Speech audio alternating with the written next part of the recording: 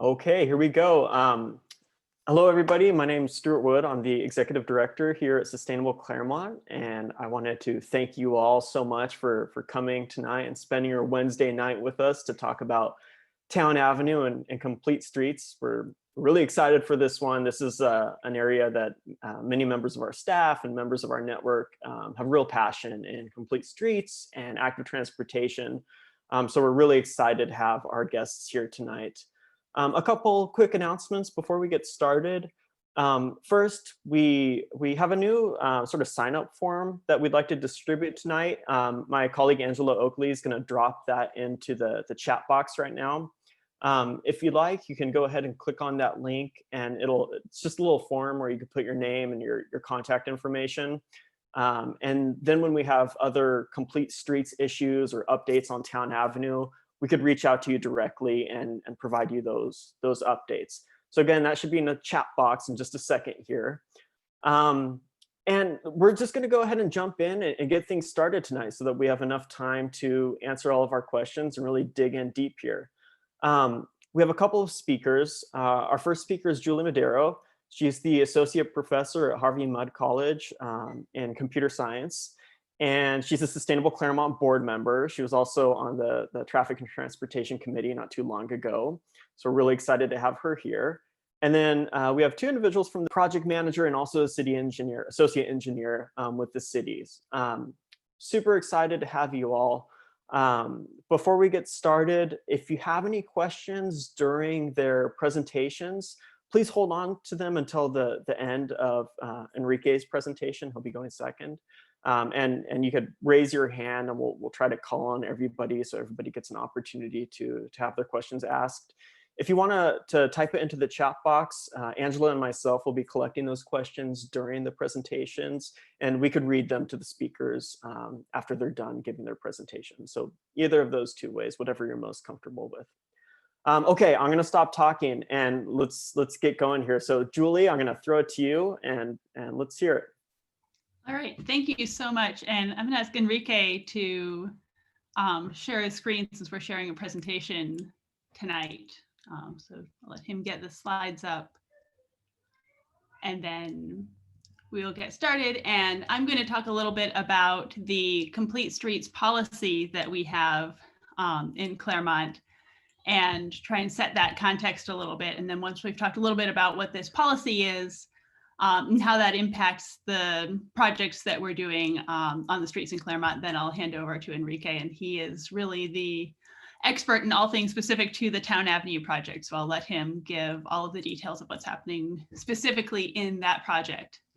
So the Complete Streets Policy for the city of Claremont is something we first started talking about back in 2017. Sometime in 2017, we had a study session as a commission on the Traffic and Transportation Commission with staff, looking at examples of these policies in other cities, looking at talking about the things that we wanted to make sure were included in a policy that we had for Claremont. Our engineering staff brought back a draft to the commission in early 2018.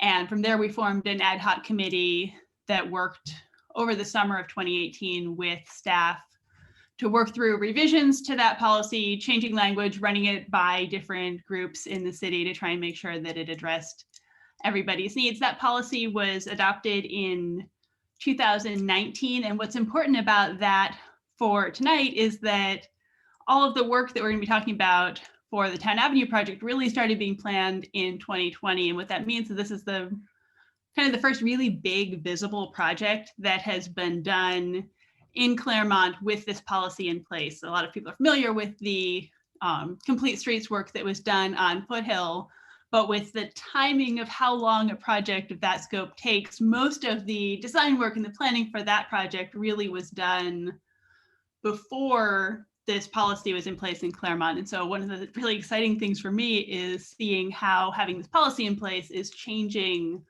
the way some of our projects get approached in Claremont. And so one of the things I really love about the policy we have in Claremont that we talked about and we decided was a real value of ours was a focus on connectivity. And really where that comes from is recognizing that a network, say a network of streets that are good for walking on or that are good for biking on, is really only as good as its weakest points. So if you have stretches with really nice, wide, comfortable sidewalks, but then really scary intersections to cross, you don't have a good experience as a pedestrian. Similarly, if you have really nice separated bike lanes that feel really comfortable for families to bike on together, but those start and stop, then you don't have a network that lets people get to the places that you want them to be able to get to. And so what we really mean when we talk about network connectivity is looking at how much we have infrastructure that gives people access from where they live to the places they need to be able to get to. And that usually means places like schools and transit and parks and grocery stores. And in Claremont, we have some specific challenges that come up when you start talking about connectivity. One of those is that we're a relatively small city surrounded by relatively small cities. And that means that beyond just connectivity within the city, a lot of times what we're talking about is regional connectivity. So we're talking about connections that involve coordinating with other cities, or that mean connecting with and working with agencies that work at beyond the city level, that work at the county level or at state level, to try and coordinate connection between pieces of our infrastructure and on things that we want to do with our streets. And so that'll come up a little bit in the Towne Avenue project that Enrique will talk about this evening. Another focus we have in this policy is on sustainability. And the idea here is that when we're making improvements to one of our streets, we should do that thinking about several different dimensions kind of at the same time. So the policy addresses active transportation, which is what a lot of people think about when they think about complete streets. So it talks about infrastructure for biking and for pedestrians and for access to transit. But it also addresses other aspects of the design of our streets that matter a lot to us in Sustainable Claremont. So it talks about landscaping, it talks about sustainable stormwater management, and all of those collectively are part of the goals that we set out in this policy, that we try to say, these are the things that we care about, and this is how they apply to the different projects that we might undertake as a city. And then another thing that was really important to us, and this maybe shows my bias coming in as a computer scientist and as an engineer, is that we really wanted to make sure we had a policy that was measurable and that said something about how we are going to determine how successful it was and what the impact was of having this policy in place in the city. I'm a strong proponent of the idea that we optimize for whatever we measure for. And so if we're not measuring the things that we care about, we're not tracking them, then we're not going to be knowing whether or not we're being successful on them. That means we're less likely to be designing projects in ways that will be successful on those. And so our Complete Streets policy says that we will report annually and kind of track a number of different metrics. We'll track a variety of different types of bike and pedestrian infrastructure, and that's broken out in the policy into different categories of infrastructure, like different classes of bike lanes that we'll keep track of how much we're adding. Want to keep track of bike counts, pedestrian counts, and transit usage, acknowledging that this year is a totally bizarre year to be counting usage of any of those and comparing it to any other year, because our lives are so different right now than they are in any other year. We're also measuring stormwater capture, grant funding that's coming in and how that's being applied to these projects, and then network connectivity. So looking at how well the projects that we're picking are filling in gaps in our network, helping to make those connections between where people live and the places they want to be able to get to, so that we're strategically picking places to improve our infrastructure that will complete the complete network, instead of having pieces that have gaps between them that aren't connected together. And then I think one of the things that is most important for tonight about this policy and how it has really changed things in Claremont is that we have a big focus on incremental improvements. And the idea here is that we should be updating what we can, when we can, as part of every single project. I think a lot of us are familiar with projects like Foothill, where something big happens. As a result, the city has an opportunity with a lot of funding to make a major change to a street. And that's when we try to put in everything we want to have on that street, because that's our one big chance to make changes. And the reality is that, especially right now, local budgets are extremely tight, state budgets are extremely tight, and finding the funding and the staffing and everything else that you need for these massive once in a decade type projects is really challenging. But there's a lot that we can do if we're really strategic and creative about it to make improvements that don't cost a lot more. And the example I like to go back to a lot of times is that if we know we need to resurface a road, and that means we have to repaint lines on that road, there's not a huge addition in cost to use that as a time to step back and ask ourselves if we want the lines where we had them before, or if we want to put them somewhere different. And that gives us opportunities to start thinking about how the space on our road is being used, how we're dividing that up for different users, without having to wait until we have the opportunity to do huge projects. It means that we can take every single project that we do, the policy covers everything from new developments, where you're designing things from scratch, to reconstruction projects, all the way down to the smaller kind of routine maintenance type projects that the city undergoes on a regular basis, because our roads need regular maintenance to keep them in working order. I think there's one more animation on there, Enrique.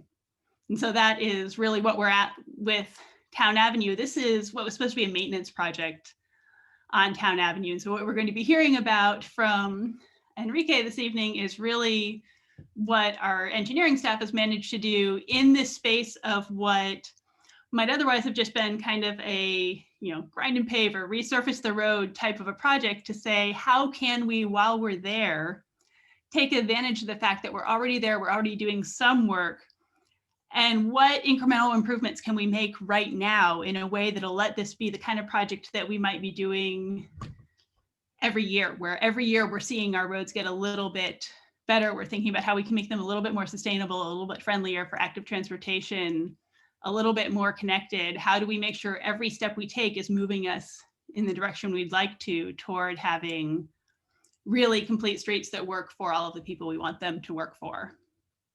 And with that, I will hand over to Enrique, who will tell us details about what's going on with Towne Avenue. Thank you, Commissioner Medero. My name is Enrique Villalobos. I'm an associate engineer with the city of Claremont. Tonight, I'll present to you the Towne Avenue Complete Streets Improvements project overview. To begin, as you may notice, as of recent years, Towne Avenue has experienced significant deterioration. Our community services department has been continuing to have to repair numerous potholes, same potholes, new potholes, over and over again. As a part of the city's capital improvement project program, in 2019, we decided a roadway maintenance project would be beneficial for this corridor. So in 2019, City Council awarded the contract for the design of the Towne Avenue Complete Streets Improvements to our consultant, HR Green. The 30% and 75 plan sets were reviewed by the Traffic and Transportation Commission in July of 2020 and October of 2020. The commission reviewed the design in the context of the city's Complete Streets Policy and provided feedback on Complete Streets elements that include the incorporation of Class 4 cycle tracks, lane width reduction, additional crosswalks at the intersections of Scripps Avenue and Briarcroft Road, reverse the parking and bike lane configuration, additional medians, and additional community outreach, which we're hoping to do tonight. With the feedback received, the plans were revised to accommodate the commission's feedback, taking into consideration the available project budget. Some of the Complete Streets elements that we incorporated were the enhanced bike lanes and cycle tracks. The design incorporates Class 2 bike lanes on both east and west sides of Towne Avenue where appropriate, and Class 4 cycle tracks were feasible, and by feasible we mean we had enough road width to incorporate the median plus the travel lanes and the center island. To complete the design with the incorporation of complete streets elements, staff took into consideration the construction costs and future maintenance costs to ensure the project is completed and maintained within the available budget. In some areas where the width allows it to add more protection to the bicyclists, a stripe buffer will be provided between the Class 2 bike lanes and the vehicle travel lanes. It should be known that the incorporation of the Class 4 cycle tracks and Class 2 green bike lanes have raised concerns with future maintenance costs, just because of the amount of paint and then the landscape within the medians of the Class 4 cycle tracks. So as the design of this project is completed, additional future maintenance funding sources will need to be identified. Another topic was lane width. The design provides 11-foot travel lanes throughout the corridor. So we will be eliminating all 12-foot travel lanes like you currently see out there and reduce them all to 11. 10-foot travel lanes were brought up. However, the regional connectivity nature of this arterial street and it being a general plan designated truck route will not support further reduction of travel lanes, so we will stick with the 11-foot travel lanes. As you can see here, here's a rendering from our consultant for the Class 4 medians. As you can see, so the median will separate the bike lane from the travel lanes, and they will be landscaped and include some green street features as well.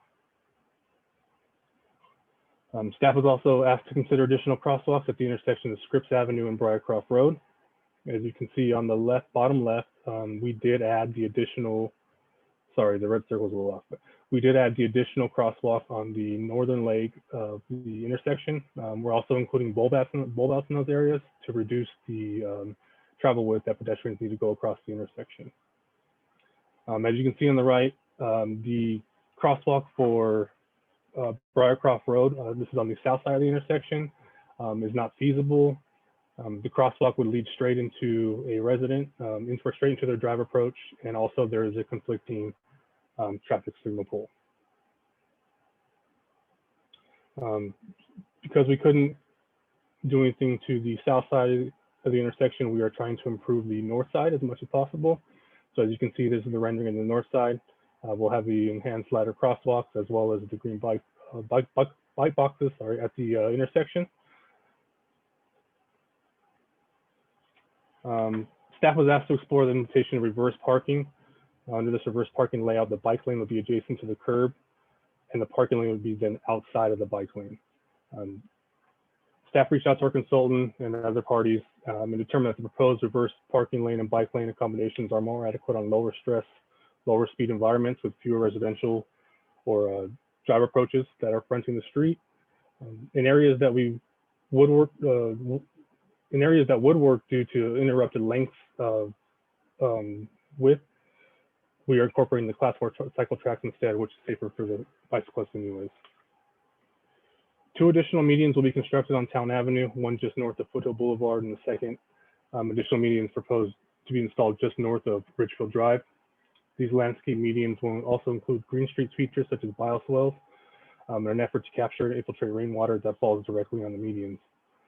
Both medians will be constructed to not restrict access to the residences and will include landscape approved by the Community Services Department and could potentially incorporate City of Claremont monument signs. As you can see on the left, that's the area where we're incorporating the median just north of Foothill.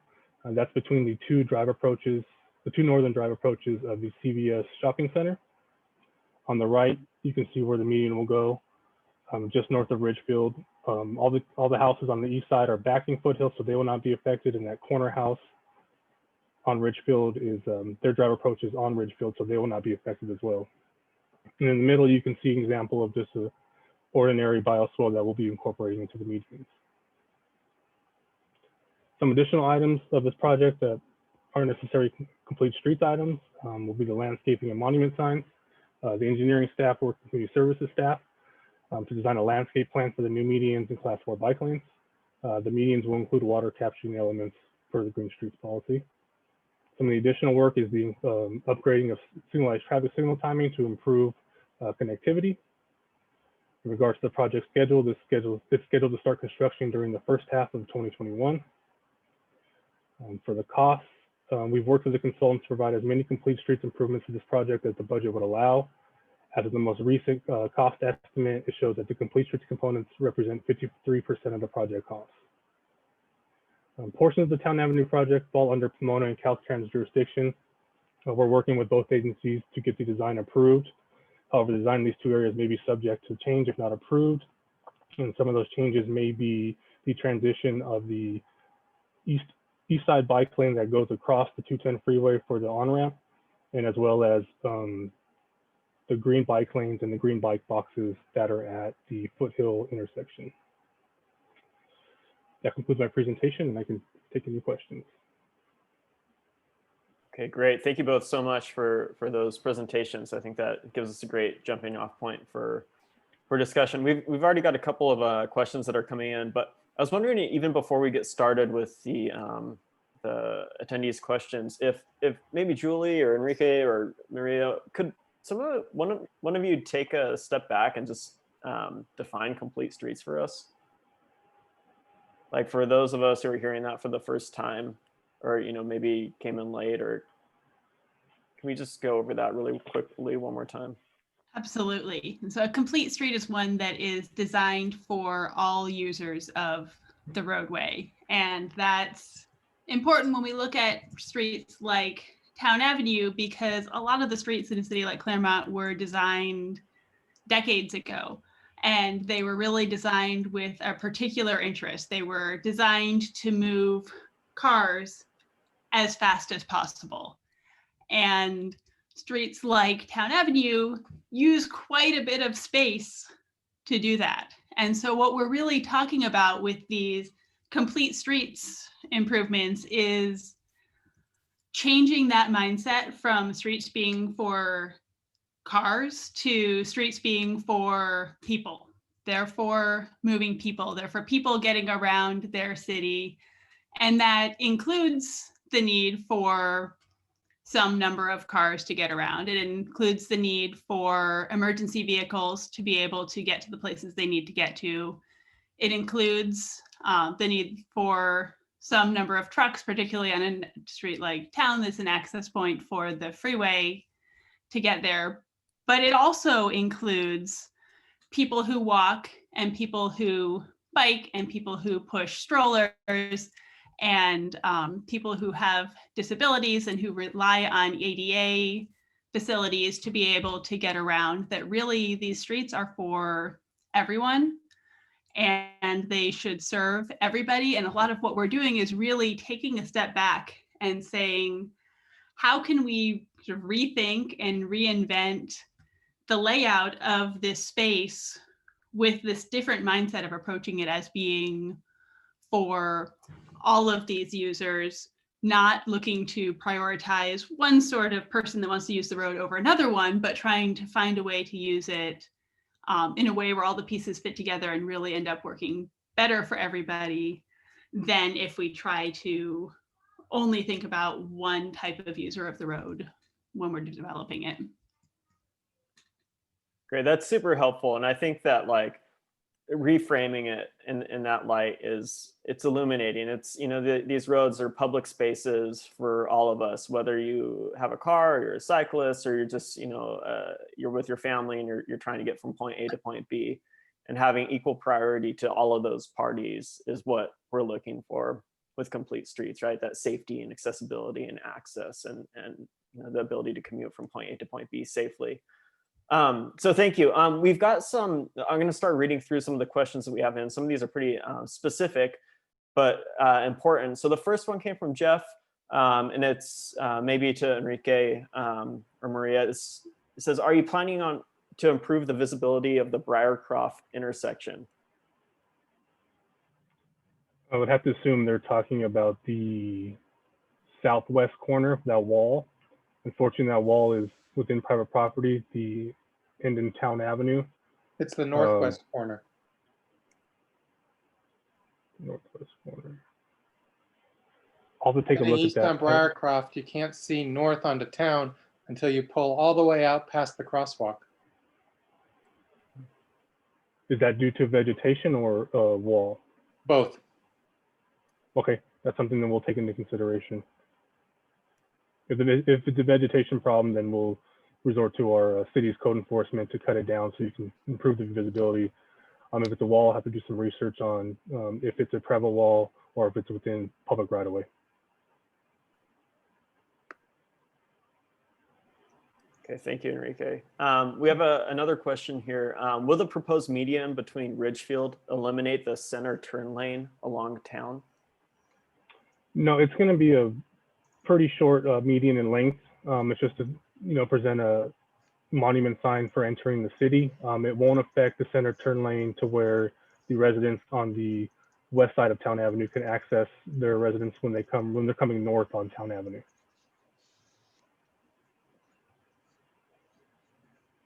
Okay, and then up next, I think Angela Oakley is gonna. Yeah, I just thought that, for a lot of people who are joining us tonight, they probably haven't, I'm guessing a lot of people haven't seen all the maps. And I know, Enrique, you have some really detailed maps that were shared at the traffic and transportation meetings, but could you just give sort of a general overview of what the bike lane configuration will look like? Will it be end to end, and the breakdown of the types of bike lanes and roughly where they'll be? Yeah, if you give me 1 second, I can do a screen share and I'll show you where they're located.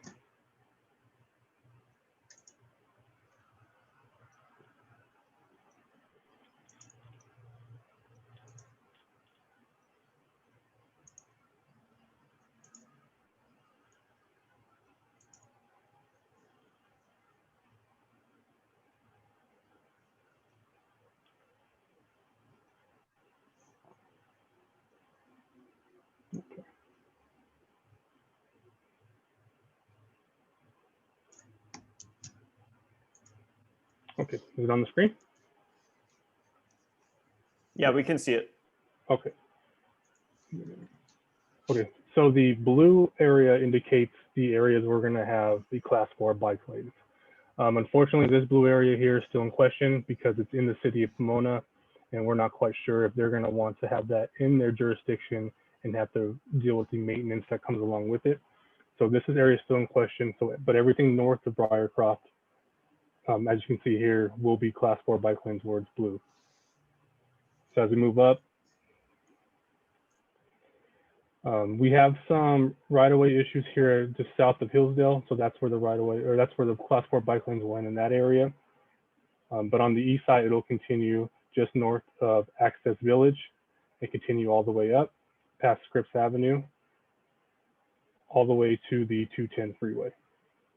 So we were looking for areas where the roadway width would allow it, as well as we didn't want any numerous amount of drive approaches that front Towne Avenue that cause numerous breaks to the class 4 bike lanes. We're concerned about safety, people pulling in and out of their driveways, not being able to see bicyclists, and just not being aware of a bicyclist coming up when they think they're protected.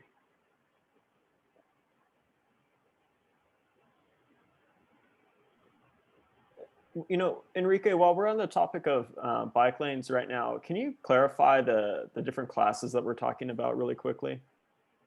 Yeah, so a class 4 bike lane is a protected bike lane. And then we have the class 2 bike lanes, which is the striped bike lane that separates the travel lanes from the bike lane. Class 1 is what you see with the sharrows, where they're shared. And then they have class 3, which is like a trail almost. Okay, I'll probably have to ask that like 10 more times to remember all of that, but that's helpful. So excuse me if I need to ask that a couple more times as we go through the rest of the presentation. We have another question from Vanita. Vanita, why don't you go ahead and unmute yourself? Hi, thanks for the great presentation. It was really nice, and I'm glad that you're doing a really good job. I have a question that, is there a way to convey the rich history of Claremont in these designs? Like, because we have so many artists, is there a way to tell us like a storytelling experience? Because I'm a landscape architect, I love planning, I love plants, but I feel like what is lacking is like if Complete Street is about connecting people and places and integrating it.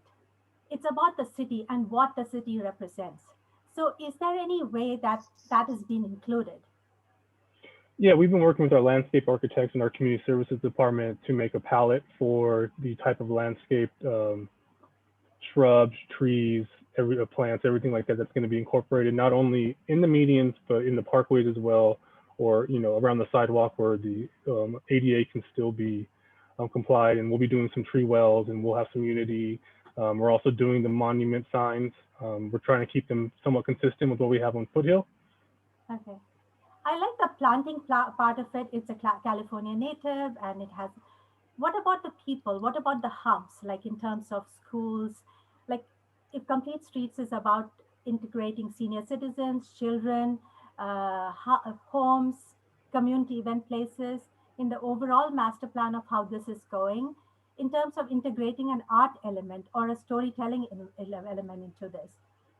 So is there a layer of information that is going into this design so that when we see the final product, Claremont stands out as it has an identity with this design? Because I work on projects across the country, and some of the cities do incorporate some historic elements. Like we worked on a project in Sacramento recently. We are trying to find the history of California and bring that as a starting point. Similarly, Claremont has a rich history. So it'll be something, I'm sure a lot of people are working on this. So maybe I can talk to you offline, but this is great that what you're doing.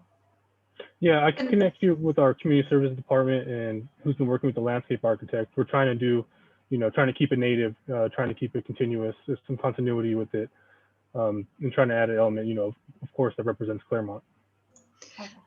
Vanita, are you, just to clarify, what I think I'm hearing from you is more about the Complete Streets policy as a whole, rather than just strictly planting. this project. Yeah. Yes. Like in the end product of once its whole thing is done, it tells a story not just for the plants, but for the people of Claremont. So that's what I'm trying to get at, as what does people of Claremont represent? So a layer of something as we go ahead. Thank you. You're welcome. Yeah, that's great, Vanita. Thank you for making that point. It'd been, seeing like these projects and having an identity with the location where they are, I think is so important. And, not just a cookie cutter, type of plan that we drop in. A question maybe for Maria or Enrique. This one is, if Pomona doesn't approve the class 4 bike lanes, do we have any indication of like the backup plan? Will they be at least class 2? Will there be nothing? Is it just going to be a street, or is that yet to be determined? Where does that stand? Yeah, as of now, the backup is it's going to be a class 2. The only downside to that, or the only unknown to the class 2, is if it'll include the green striping and the green bike box lanes.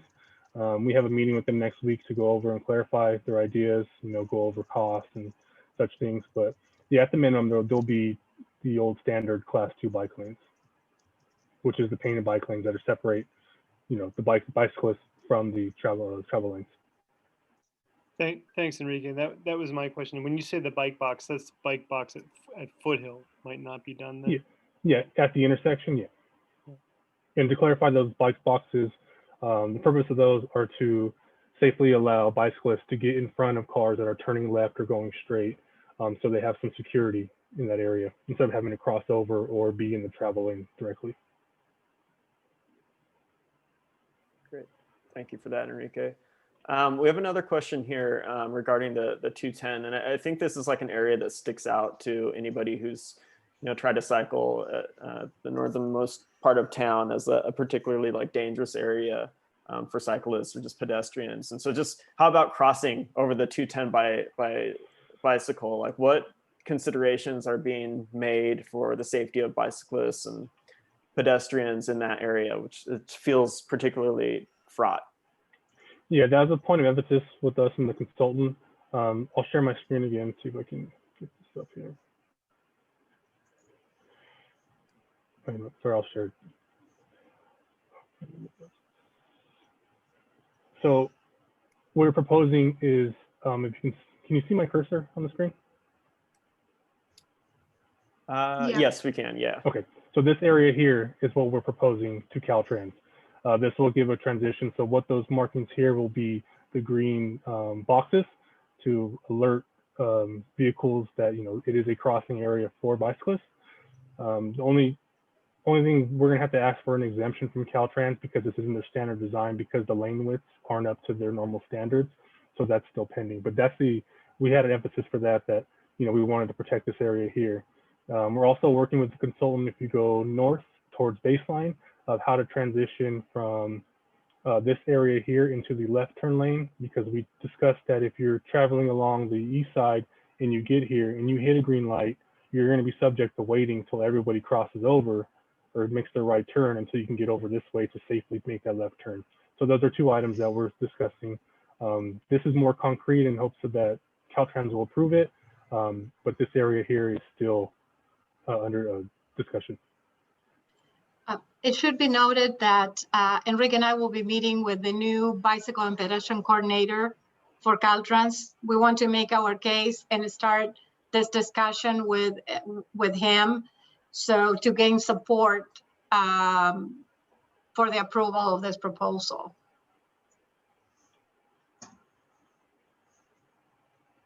So I hope that clarifies the question.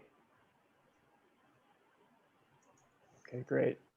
We have another question here. You showed a crosswalk, or excuse me, you showed adding a crosswalk at Scripps on the north side, and this commenter says, my recollection is this was removed years ago once the freeway was put in due to cars not stopping as children were crossing from east to the west side, and whether or not this was like a safety issue that was considered or that you all had in mind as you were looking to add this crosswalk.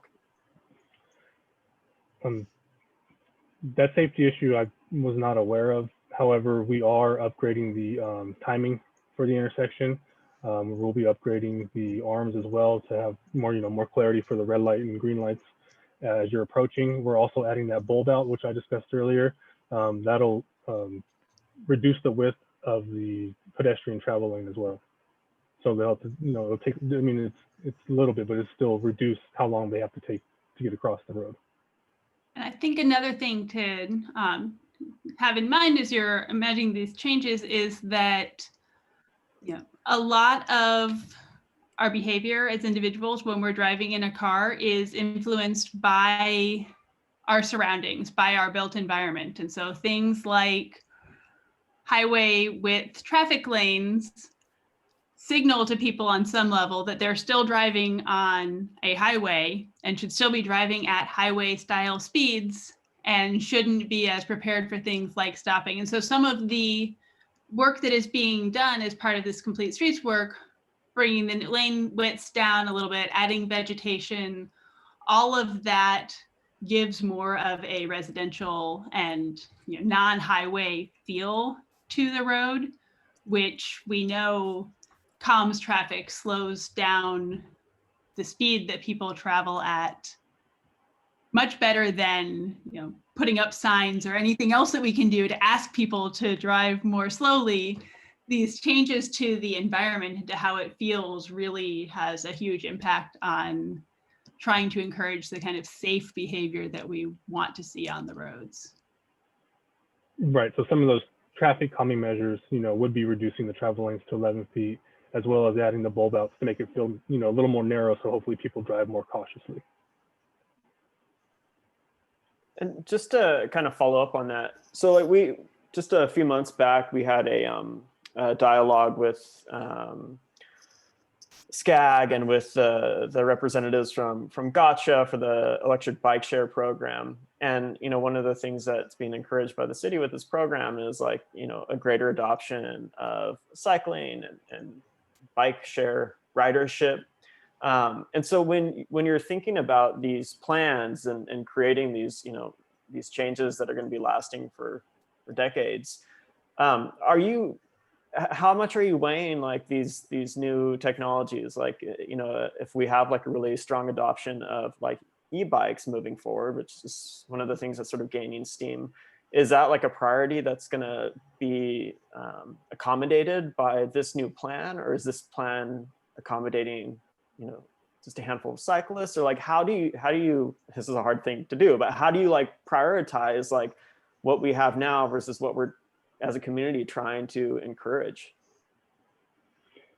Well, we're trying to add the safest thing for pedestrians and bicyclists, regardless of the count. We're trying to make them still secure in these areas, regardless if it's an e-bike or a normal bike. And that's one of our major concerns, but we're also trying to stay within the budget. I mean, there's plenty of things we would like to do, but the budget restricts us to certain things. So our main priority is safety and connectivity.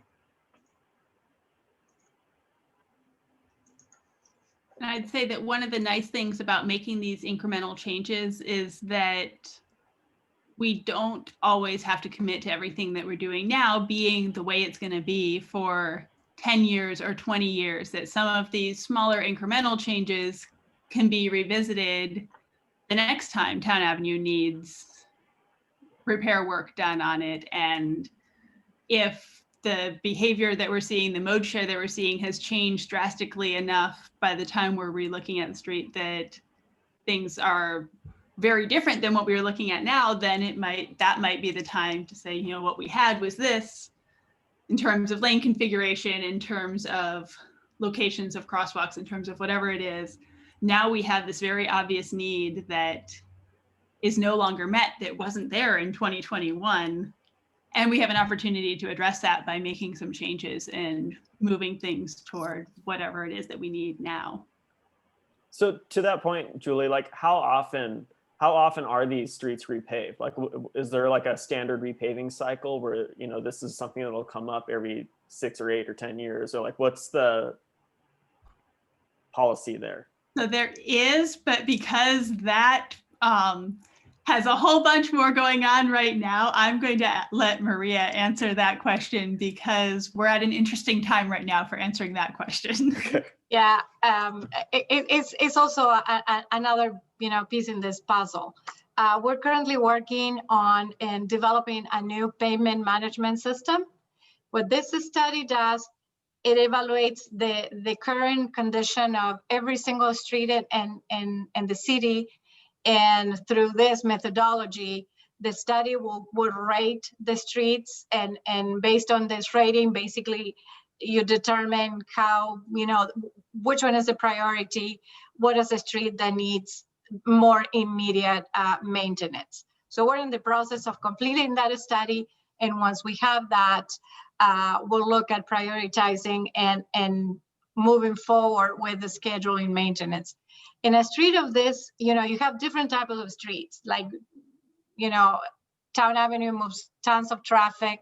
So this type of streets, typically you do your repair work using, you grind the street and you put a solid amount of asphalt on top of it that is going to last for a number of years. So typically this type of streets, you wait 10, 15 years, and with the new pavement technologies, you can get quite a bit of good use out of the pavement.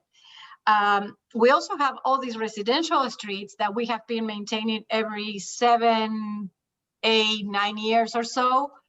So we're seeing a bit of deterioration in many of these residential streets. So what we're seeing based on this study that is being conducted is that a number of these residential streets will need to be treated with a little bit more intensive treatment to bring them back to to a good condition. And then we can use what many neighbors would see as the slurry, when we go with applying that coat of slurry seal on the residential streets that, to prolong the life of those streets. So, we knew that, for instance, Towne was in need of immediate repairs. So that's the reason why it was scheduled back in 2019 for this maintenance and complete streets project. And as a confirmation of what we could see based on the continued repairs that community services has to provide, the ratings that we're seeing on that on the study shows that Towne was in a shape that needed the attention that we're giving it right now. So in the next few months, we will be able to develop this new street maintenance and the schedule that, you know, we'll put in place moving forward. And what I'm excited about from the commission standpoint is that once we have this priority order, once we know which streets are scheduled for work when, the plan is that then staff is able to bring to the commission at the beginning of every year a list of all of the street segments that need repair work done on them and that are scheduled for that year. And we can have these conversations about all of the places that there's room for improvement. And that can be everything from really big things like medians and adding bioswales on Towne to really small things like, hey, as long as you're going to be slurry sealing the street outside of my house, could we take a look at where the stop line is for the stop sign? Because I think there's some visibility concerns there. And can we take a look at that and just kind of have that heads up to know that we want to have that conversation as a community to make sure we have things right before we do those really small little bits of maintenance that happen. And that, because of this new pavement management system, the kind of old schedule is kind of being shuffled and adjusted. And so we haven't quite gotten to take advantage of that opportunity yet, but we will very, very soon. So we're right on the cusp of being able to do that. Great. If I can add, sorry, if I can add one more thing in regards to the slurry versus what we're doing with the grind and pave is that, in case you're wondering, before when we were slurring these residential streets, we were slurring anywhere from 50 to 80 streets at a time, but that's 1/3 of the cost that's going to, 1/3 of the cost that it would be to grind and pave the full length of Towne Avenue. Just so you think, just in case people are wondering, like, we can do so many streets as one as a slurry, the cost is way less than it would be to do the full grind and pave. Great, thank you for that context. I think that's helpful, thank you. We have a question that came in from Dorsha Bradley. Has there been any study done on the effects of the Foothill project's alterations? So we all sort of lived through that process last year, I guess, in terms of narrow traffic lanes and the crossover from the bike lanes into the turning lane. So like has there been time taken to examine like how that project went and what we can learn from that as we look into the Towne project? I can take that question. Well, as the public may be aware, we were very fortunate. We received quite a bit of money through grants for the construction of Foothill Boulevard. And one of the conditions or the requirements for the grants, it was to take counts, pedestrian and bicycle counts pre-project, and then do an evaluation like post-project. So we obtained those numbers, prior to commencing the construction phase. And just recently, we've been working with the agencies that gave us the money, and we wanted to wait a little bit more to kind of get past COVID, to get a little bit more of a I was going to call it normal, but what is normal these days? More normal traffic patterns to do the counts. And these agencies, basically, they told us, go ahead and do those numbers. So, we're seeing these pedestrians enjoying the amenities, cyclists, we're getting tons of feedback. So that's something that moving forward, we would like to keep an eye on in terms of seeing whether or not these numbers continue to grow, which that's our expectation. So that's why it's very important to have those measures that we can check every so often to for accountability and to determine how successful the project has been. That's great that the numbers might be increasing. The concern I have is the hazards coming out of the Botanic Garden. turning right onto Foothill, sometimes people have hit the curb, knocked over the sign, the little yellow sign. I just wonder if there is any evidence of much curb bumping or going over the curb from on Foothill. And also when you're turning right onto Indian Hill, heading west, you cross a bike lane there. And sometimes it's sort of hard to tell if a bike is maybe going to be coming along there as well. So I just wondered if that's been studied at all. Well, at the beginning of when we first got the improvements on Foothill Boulevard, we received a number of comments and feedback, and we were, and we continue to pay close attention to these concerns. So one of them was, people bumping into the curbs or being confused as to whether the class 4, bike lanes were a cycle track, where a lane where vehicles could go. So what we found out is that as time goes by and people start to get used to these new improvements, the feedback changed. And from, people being concerned and scared, we started to hear, the positive feedback and how much they appreciate it.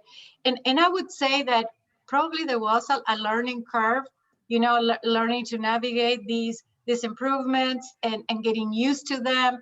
And also like Commissioner Medero was saying, we changed the environment, so dramatically that, it took a while for the public to kind of respond to those changes and modifications.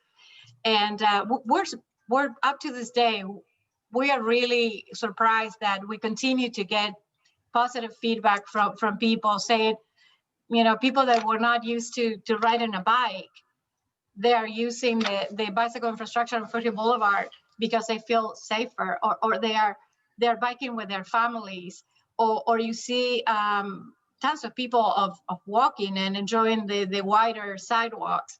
So I would say that, there was that learning curve, but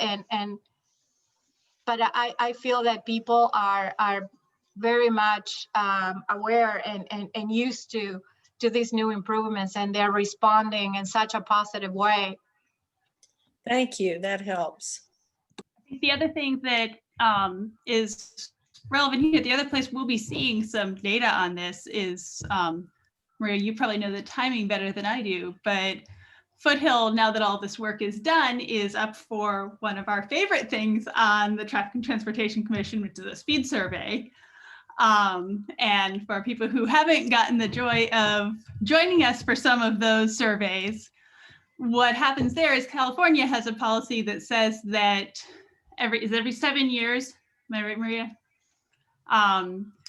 You need to do up to 10. Up to 10. And there's specific process for going out and measuring how fast people are driving on a particular road.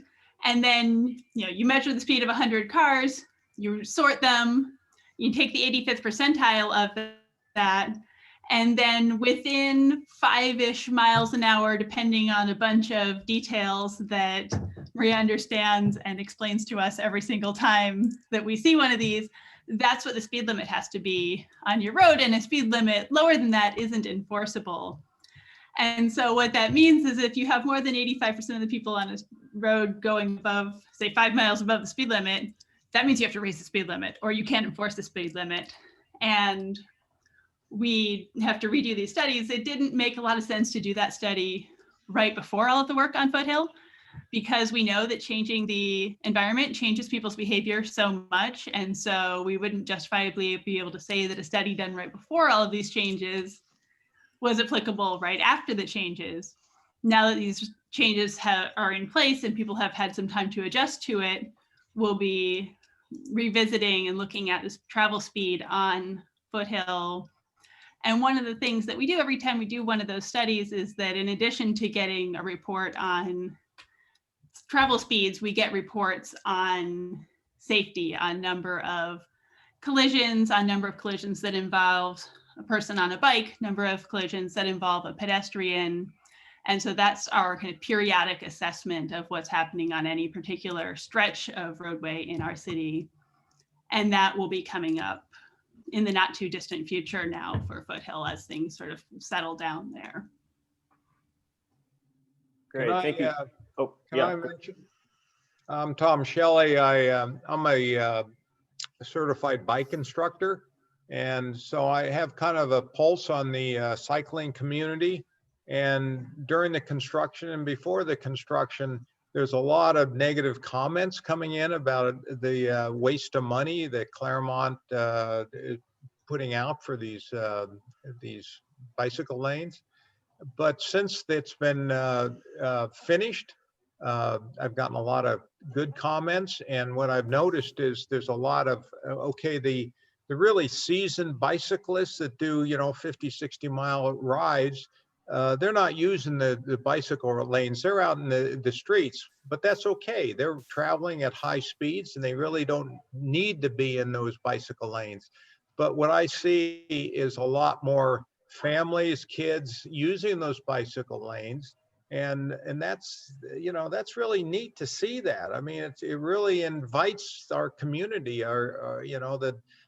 not the expert bicyclists, but the beginners to use the streets. And that's really positive. And I've also noticed that, yeah, we had a few of those signs knocked over with people running into the mediums, but I haven't seen any of that damage in the last 6 months. I mean, as like Maria says, as soon as the population gets used to the new roads, that problem goes away. So it's very positive what's happened there. And I'm sure the same thing will happen on Towne Avenue. Thanks for that, Tom. That's fantastic feedback. I feel like it's indicative of so many of these like large scale projects. It's, until it's built, people don't know what they're missing, and the ability to take your family out on a bike ride, is a great thing. And having the infrastructure there to do it safely, it really adds to the community. We're almost out of time here, so I want to squeeze in one more question. And I know we have questions we didn't get to.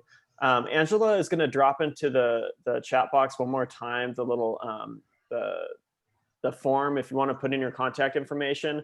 And we're going to take the remaining questions that have been dropped into the chat box, and we'll go ahead and send them to Maria and Enrique. And we could try to do some follow-up if you did get your questions asked. We apologize for that. So the last question here is from Hugh Cox. And I think this one really, Angela and I and a lot of people in our network, we have like, what is our like dream scenario for like complete streets that like involve like 3 cars an hour and a lot of pedestrians and people walking and like it's just, a different vision from what's, really, possible. And so, a lot of the feedback that we get when we, push forward some of our wish list ideas is that there are obviously, state guidelines as to what types of improvements can be made to different types and classes of streets. And so Hugh's question really speaks to this. He asks, to what extent does Caltrans have the authority to tell local jurisdictions how to construct their roads? And how receptive is Caltrans to local jurisdictions deviating from their standards in order to implement local complete street policies or traffic calming measures? Like, to what extent are we like bound by these rules at the state level? For liability purposes, we are bound to follow existing standards to design a roadway. There are minimum standards for bicycle lanes for the width, minimum standards for the width of the travel lane. If you deviate from those standards, there's exposure. So we have, taken advantage of new requirements that now allows us to go to narrower lanes to 11-foot, which we were like thrilled when this new standard came out. In terms of Caltrans, that's an interesting one. And I tell you, I've been working with Caltrans since the freeway was being built. And I'm not giving away my age, but kind of do the math. And I've seen a huge change in their approach. We were fortunate enough to work with Caltrans Bicycle and Pedestrian Coordinator for ages. He just retired. So Enrique and I were going to be meeting the new coordinator, but Caltrans has put a lot of effort, at least in our district, District 7, where LA County is at. And they have worked with us closely, like for instance, for the improvements that were put in within the overpass, that green bike lane. I mean, Caltrans was open to do a lot of things that, we know how bound they are to their standards and how much liability is huge for them. But in our personal experience working with them, we've seen them open up in trying to accommodate our request for pedestrian and bicycle improvements. So we're hopeful that they would consider what is being proposed with this project. And I hope that this past experience that we had working with Caltrans for so many years in a partnership, that we will gain the support that we need to get this project completed as we envision within that particular area where the overpass is. Yeah, and right, just to clarify, the only area of this project that's under Caltrans jurisdiction is on the overpass. So that crossing that going eastbound on the 210 and crossing towards baseline, those are the only two areas that will be under Caltrans review. Everything else is within their standards and guidelines. Got it. Thank you for that. Okay, it looks like we're already past the 8 o'clock mark. Just a reminder, if you did ask a question and we didn't get to it, we'll be sure to collect those, and we'll send them to Maria and Enrique and Julie and try to get those answered. I just want to say, like, I think we've all been like trying to peel ourselves away from the news these days, and like all the craziness that's going on. It's like so refreshing to come here tonight and have like the mayor on and have city staff and community-based organization and members from different cities come together and try to build something better for their cities. So thank you all so much for coming. Like a big thank you to Julie and Enrique and to Maria. We appreciate it. And we're looking forward to the next steps in this process. So thank you all so much. Have a great night. Yes, thanks everyone. Thank you. Thanks for coming.